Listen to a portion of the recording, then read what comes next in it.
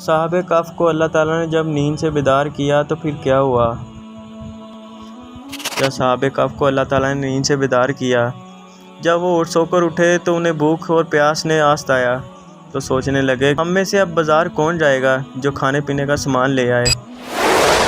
پھر فیصلہ ہوا کہ ایک شخص کھڑا ہوا اور کہنے لگا کہ میں جاؤں گا۔ جب وہ بازار پہنچا، اس نے کچھ کھانے پینے کا سامان خریدا۔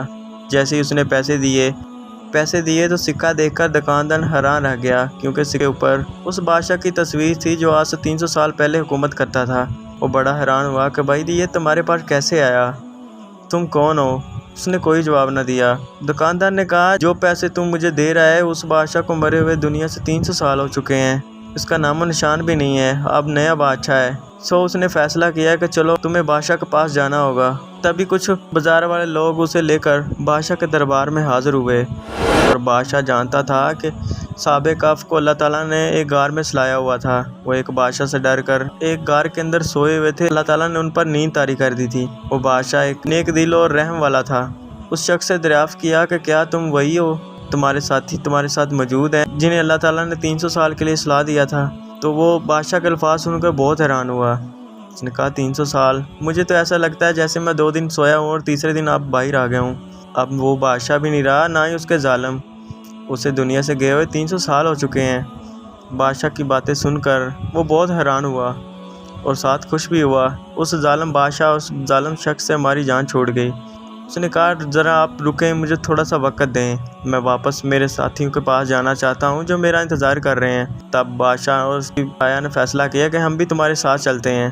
بادشاہ اور ان کی رعایا اس کے پیچھے پیچھے چلنے لگے۔ جب وہ غار کے قریب پہنچے تو تب ملیحہ نے کہا کہ آپ ذرا یہیں ٹھہریں، میں اپنے ساتھی کو حقیقت حال سے باخبر کر کے آتا ہوں، ان کو اطلاع دے کر آتا ہوں، کہیں ایسا نہ ہو کہ اچانک آپ سب کو دیکھ کر وہ سمجھے کہ ہمارا دشمن ہم پر چڑھائی کرنے آ گیا ہے۔ چنانچہ ان سب کو ذرا دور کھڑا کر کے تو ملیحہ غار کے اندر گیا اور اپنے ساتھیوں کو تمام صورتحال سے آگاہ کر دیا۔ اس کے ساتھی یہ سن کر بڑے حیران بھی ہوئے اور بہت خوش بھی ہوئے۔ وہ باہر آئے، احترام کے ساتھ بادشاہ کا استقبال کیا، پھر اپنے غار میں واپس لوٹ گئے۔ اور مختلف روایات میں ہیں، اکثر مورخین نے لکھا ہے کہ جس وقت ملیحہ نے اپنے ساتھیوں کو سارا قصہ سنایا تو اسی وقت ان سب کی موت واقع ہو گئی اور بادشاہ سے ملاقات نہ ہو سکی۔ ابو حیان نے یہ روایت نقل کی ہے کہ ملاقات کے بعد صحابہ کہف نے بادشاہ اور اہل شہر سے کہا کہ اب ہم آپ سے رخصت چاہتے ہیں، اور غار کے اندر چلے گئے۔ اسی وقت سب وفات پا گئے۔ متعارف القرآن صحابہ کہف کی تعداد۔ اس سوال کے جواب میں اللہ تعالیٰ حضور نبی کریم صلی اللہ علیہ وسلم سے مخاطب ہو کر فرماتا ہے کچھ لوگ تو کہیں گے کہ صحابہ کہف 3 تھے اور چوتھا ان کا کتا، کچھ کہیں گے کہ 5 تھے اور چھٹا ان کا کتا، کچھ کہیں گے کہ وہ 7 تھے اور 8واں ان کا کتا۔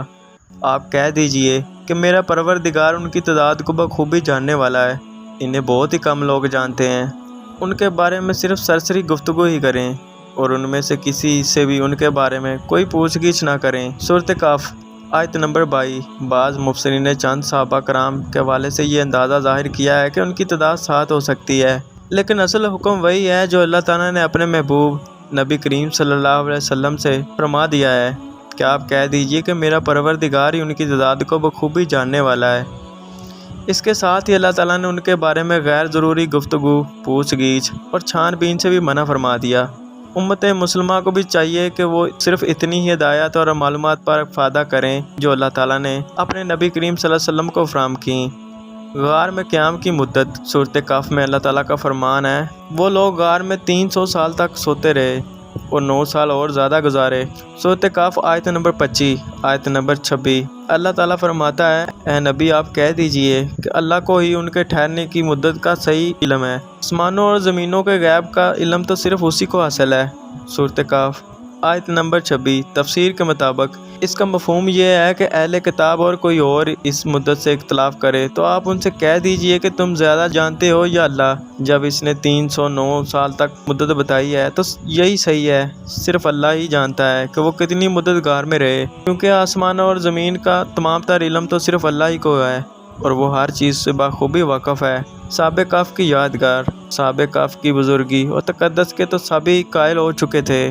ان کی وفات کے بعد سب کا خیال ہوا کہ غار کے پاس کوئی عمارت بنا دی جائے शहर में कुछ बुत परस्त भी थे। उन लोगों का मशवरा था कि यहाँ बतौर यादगार रफ़ा अमा की कोई इमारत बना दी जाए, मगर अरबाब हुकूमत बादशाह अवाम की अक्सरियत अहले किताब में से थी और उनकी राय ये थी कि यहाँ मस्जिद बना दी जाए जो यादगार भी रहे और आइंदा बुत परस्ती से बचने का सबब भी बने। अल्लाह ताला ने सूरत कफ आयत नंबर 21 में इसका तज़किरा फरमाता है। मुख्तलिफ गारों के मुतल्लक़ असहाब कफ के गार होने का गुमान। किस्सा असहाब कफ के तारीख़ी और जोग्राफ़ी वाक़यात में अहले तफसीर और मौरखीन में बहुत ज़्यादा इख्तलाफ है। इसकी एक बड़ी वजह यह भी है कि दीन मसीह अलैहिस्सलाम में रहबानियत को बड़ा मुक़द्दस मकाम हासिल है। चनाचा जिन ममालिक में सायत थी वहाँ ऐसे लोग भी थे जिन्होंने अल्लाह की इबादत की खातिर अपनी पूरी ज़िंदगी गारों में गुजार दी और वहीं वफ़ात पा गए। फिर जब कभी खुदाई या सफाई के दौरान वहाँ से बसीदा लाशें और दीगर सामान मिला तो मौरखीन को असहाब कफ का गुमान हुआ।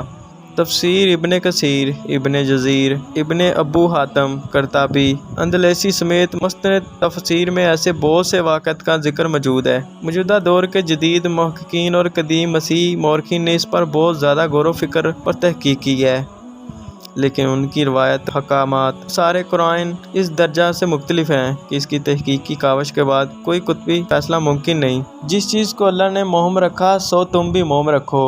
इस किस्से में अल्लाह ताला ने सिर्फ उन वाक़यात को बयान फरमाया है जो ज़रूरी थे। फिर अल्लाह के नबी हज़रत मोहम्मद सल्लल्लाहु अलैहि वसल्लम ने भी हदीस मुबारका में इससे मुतल्लक़ कोई तफसील बयान नहीं फरमाई। आपके बाद सहाबा कराम ताबीन ने भी अल्लाह के अहकामात और सुन्नत नबवी की पैरवी करते हुए जो ज़ाब्ता कार अपनाया, उसे अल्लामा जलालुद्दीन सयूती ने अपनी मशहूर तनसीफ़ अल तकान फ़ी अल कुरान में बयान फरमाया। तर्जमा: जिस गैर ज़रूरी चीज़ को अल्लाह ताला ने मोहम रखा तुम भी उसे मोहम रहने दो, इसलिए कि इसमें बहस व तहकीक की कुछ मुफीद नहीं या बेहतर नहीं। अल्लामा मादल-दीन इब्ने कसीर अपनी तफसीर में तहरीर करते हैं कि अल्लाह ताला ने कुरान करीम में असहाब कफ के हालात के बारे में इतनी खबर दी है जिसे हम समझें और तदाबर करें। इसकी खबर नहीं दी कि असहाब कफ किस ज़मीन और किस शहर में है। इसमें कोई हमारा फ़ायदा नहीं और ना ही कोई शरई मकासद इससे मुतल्लक़ है। सो हमें उस पर इत्फ़ाक़ राय करनी चाहिए जो अल्लाह ताला ने कहा है, जो हमारे नबी हज़रत मोहम्मद सल्लल्लाहु अलैहि वसल्लम ने कहा है। तो दोस्तों, ये था असहाब कफ का सफ़र जो मैंने आपके सामने रखा। मुझे उम्मीद है कि आपको ये वीडियो पसंद आई होगी। अगर वीडियो अच्छी लगे तो इसे दोस्तों के साथ ज़रूर शेयर कीजिए और इस चैनल को ज़रूर सब्सक्राइब करना ताकि इस तरह की और भी वीडियो आपको बर वक्त मिलती रहें। अब मैं मिलूँगा एक और वीडियो में, तब तक के लिए अपना बहुत सा ख्याल रखना। अल्लाह हाफिज़।